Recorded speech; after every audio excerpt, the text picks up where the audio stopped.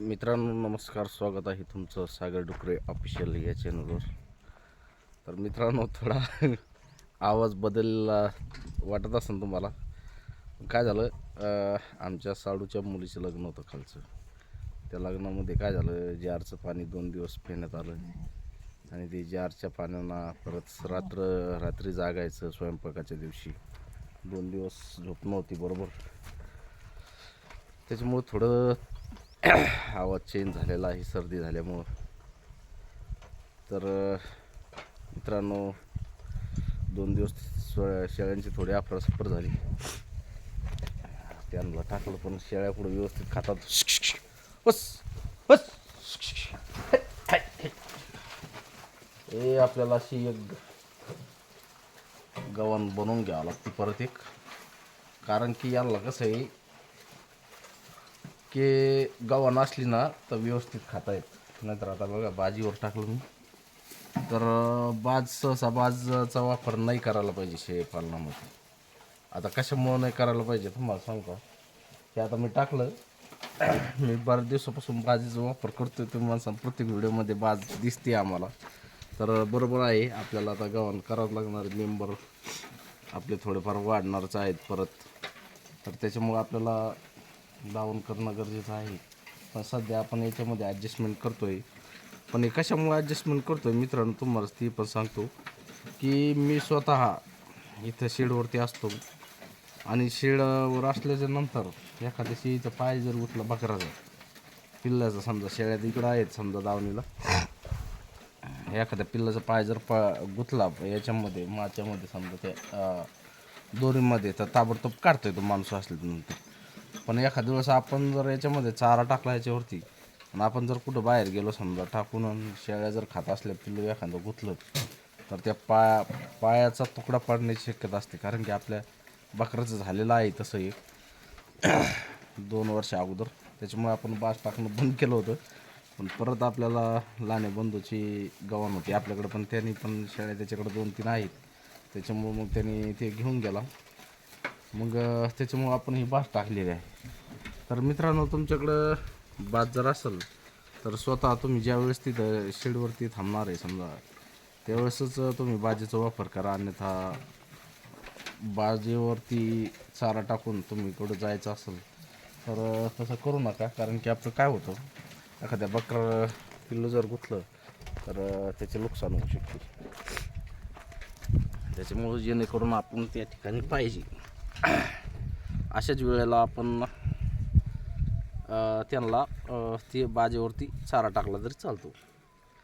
आता मित्रांनो बऱ्याच जणांचे प्रश्न आहेत मित्रांचे की बाबा आमच्या शेळ्या गावरान शेळ्या असतात, मारामारी खूप करतात, बरीच काही शिकायत आहे. तर खरं सांगायचं ना तर हे वातावरण हे आपलं जे आहे मारामारीचं हे फक्त गावरांमध्ये जास्त आहे. गावरांमध्ये कशामुळे ही जात तापडी उस्मानाबादी गावरान ही जात इतकी तापडी की हे म्हणजे एकमेकीला असं सहनच करू शकत नाही. त्याच्यामुळं आपण याला गुंतून टाकलं. आपण काय करतो याला, पण एक आहे बरं का, ह्या शेळ्या जर अशा फिरून आल्या ना तर मारत नाही, पण एका जागेवर जर ठेवल्या बराबर मारतात ते. त्याच्यामुळं मी काय केलं आहे, 2-3 शेळ्या मारणाऱ्या होत्या त्याला बांधून टाकलं. नाहीतर ते डायरेक्ट एकमेकीला अशा मारतात, उचलू फेकतात डायरेक्ट. त्याच्यामुळं आपण त्याला बांधून टाकलेलं आहे. जेणेकरून आपले आता गाभण शेळ्या आहेत जवळपास 3-4 गाभण शेळ्या आहेत. ती पाट पण गाभण आहे आपली. ती पाट आता जवळपास 1 महिन्यात विकली. तर गाभण शेळीला जर मारलं गेलं ना तर तिची पिल्लं दागवण्याची शक्यता असते. आणि शक्यता म्हणजे ते हे सोयीनं मारत नाही एकमेकीला, डायरेक्ट पोटामध्ये अशी. ती आमची लाल शेळी इतकी बेकार आहे, ती डायरेक्ट मारलं की शेळी डायरेक्ट पटकीच खाली. त्याच्यामुळे या शेळ्यांना आहे ना, जी मार्के तुमच्याकडे असेल शेळी तिला बांधून ठेवायचं चारा खाईपर्यंत. चारा खाल्ल्याच्या नंतर तुम्ही सर्व सोडून दिलं तरी चालतं, पण जोपर्यंत त्यांना चारा तुम्ही देता सकाळी दुपारी त्यावेळेस त्यांना बांधून ठेवायचं. जेव्हा रिकाम्या दुपारच्या वेळेमध्ये तुम्ही थोडा फ्रेश मोकळ्या सोडल्या तरी चालतं कंपाऊंडमध्ये. पण ज्यावेळेस आपल्याला चारा टाकताय तुम्ही, त्यावेळेस ह्या शेळ्या मारके शेळ्या बांधल्या तर त्या दुसऱ्या शेळ्यांना पिल्लांना खाऊ देतात, नाहीतर त्या अजिबात त्यांना म्हणजे ते आपण स्वतः खात नाही आणि त्या दुसऱ्याला पण खाऊ देत नाही. नुसतं मारत पळत ते शेळ्या मागं पळतात आणि त्याच्यामुळं असे नुकसान होऊ नये म्हणून तुम्ही त्याचं नियोजन करा. जी मारती शेळी तिला बांधून टाका, बांधल्याशिवाय पर्याय नाही. कारण की माझ्याकडे एक तर अशी शेळी होती, तिनं पहिली सुरुवात आपण त्या शेळीपासून केली होती. 15,500 रुपयामध्ये आपण लॉकडाऊनमध्ये ती शेळी घेतली आणि तिचीच पाठी आता ही अलीकडे लंगडी, ही पण तशीच आहे, पण एवढी नाही मारती.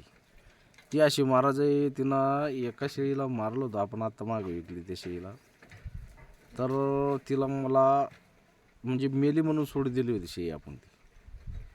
तिला सलाईन लावल्या वगैरे बरं 5-6 दिवस आपण मेडिकल जवळपास 2,000 रुपयाचं मेडिकल तिला आपण म्हणजे दवाखाना केला, तिला सलाईन हे वगैरे समजा. पण 15 दिवस ती ताळ्यावरच नाही आली. जेव्हा मग तिला एका जागेवर बाजूला ठेवलं, तिला चारा विरा सगळं एका जागेवर दिला, त्यावेळेस मग नंतर ती सुधारली. खुराक लावला तिला, व्यवस्थित खाऊ पिऊ घातलं आणि हिला डायरेक्ट कायमचं ती जी शेळी होती तिला डायरेक्ट बाजार दाखवला, बाजारामध्ये देऊन टाकली. मला हिला ठेवलं की आपलं शेळीपालन इथंच शेवट होणार शेळीपालनाचा. कारण की जी शेळी आणली तिला असं जर करीत राहिली आणि नेमकी सुरुवात होती, ती आणली पहिली सुरुवातीला ती आणली, 2 नंबरला दुसरी आणली होती आपण. तुम्हाला मागं दाखवली होती मी, 2 पाठबोकडं तिच्या खाली विकली ती आपण. तर ती आणली होती, तर तिला मारल्यापासून मग तिला लगे डायरेक्ट आपण 2-3 दिवसाला बाजार होता रामनगरचा, डायरेक्ट बाजारला नेऊन विकून टाकली. कारण की असे जनावरं जास्त मारके असले तर ते ठेवण्यात परवडत नाही. कारण की इथं कळप असतो, भरपूर शेळ्या असतात आणि या कळपामध्ये गाभण शेळ्या असतात. गाभण शेळीला जर मारलं तर आपली नुकसान होते, कारण तिची गर्भातले पिल्ले मरतात, मार कमी जास्त लागल्यानंतर मग आपलं नुकसान होतं. त्याच्यापेक्षा आज नुकसान झालेलं परवडतं, ती विकलेली परवडती. कारण की ती एका शेळीला नाही मारते, प्रत्येक शेळ्याला मारणारी सवय असली शेळीला की ती 100% कोणत्याही शेळीला मारते. तशी आमची लाल शेळी करायला लागली, बघू जर व्यवस्थित राहिली तर बरं. गाभण आहे सध्या ती, 2 महिन्यात येते ती, पण नको वाटतं, जाऊ द्या राहू द्या. पण कसं आहे, एक कमी झाल्याच्या नंतर उत्पन्न पण कमी होतं. तसं वाढायचे आपल्याला 2-3 आणायचे, पण चालला विचार. कोणी म्हणतं काटेवाडी घ्या, बिटल घ्या, पण बिटलच्या नाही लागायचं आपल्याला. काटेवाडी घेऊ शकतो आपण, काटेवाडीचं काही नाही, पण बिटलचं आपण शक्यतोवर ब्रीडर आणून क्रॉसिंग करणार आहे. कारण की बिटल शेळी जर घ्यायला गेलं तर त्या शेळीच्या दामामध्ये 2 ते 3 शेळ्या येतात. त्या शेळी या आपल्या उस्मानाबादी शेळ्या, त्याच्यामुळे त्याच्या नाही लागायचं. तर मित्रांनो, माझं सांगण्याचं तात्पर्य एकच, तुम्ही फक्त तुमच्याकडे जर मारकी शेळी असेल, एक तर तिला बांधून ठेवा किंवा डायरेक्ट तिला उचला, बाजाराला नेऊन विका आणि तिच्या जागेवर दुसरी शेळी आणा. नुकसान झाल्यापेक्षा आज तिला विकून नुकसान झालेलं परवडतं. कारण की मारकी शेळ्या इतक्या बेकार असतात, कधी गपल्यात मारतात शेळ्याला काहीच सांगता येत नाही. त्याच्यामुळे बघा, तुमच्याकडे जर असली मारकी शेळी तर एक तर तिला बांधून ठेवा जा किंवा मग तसा पर्याय करा. चला मित्रांनो, भेटूया अशाच नवीन व्हिडिओमध्ये. व्हिडिओ कसा वाटला कमेंटमध्ये नक्की सांगा. व्हिडिओ आवडल्यास व्हिडिओला लाईक करा, नवीन असाल तर चॅनलला सबस्क्राईब करा.